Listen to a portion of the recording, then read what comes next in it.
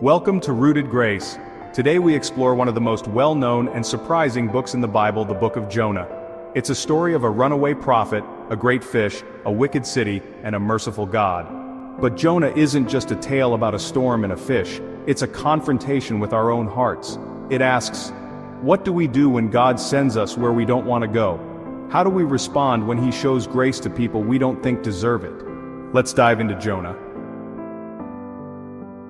God calls Jonah, "Go to the great city of Nineveh and preach against it." But Jonah runs the other way, toward Tarshish.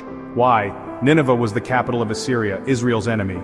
Jonah wanted no part in their repentance.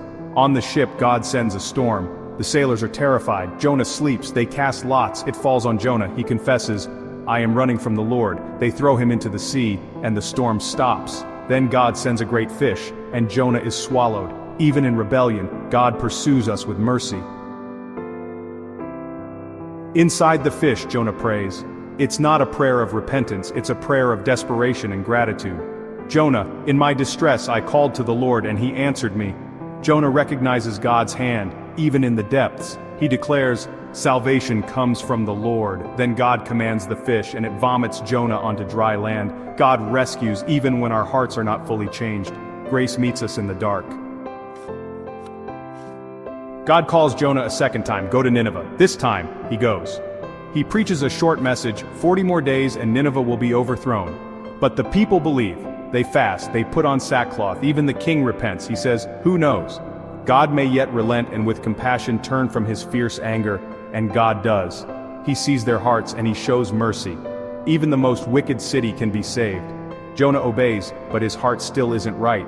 Obedience without love reveals pride.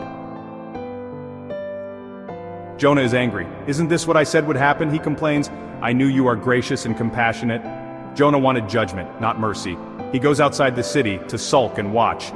God provides a leafy plant to give him shade. Jonah is happy. Then God sends a worm. The plant dies. Now Jonah is angry again.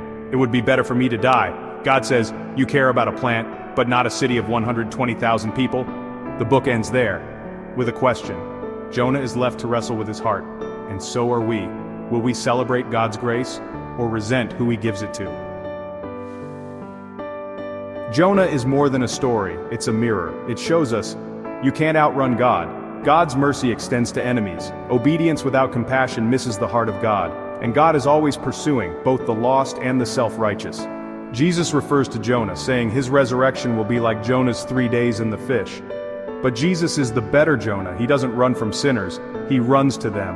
And through Him, salvation truly comes from the Lord. Thank you for joining us for Jonah. Subscribe, share, and return for Micah, where justice, mercy, and humility take center stage. Stay rooted, stay faithful, and stay in His grace.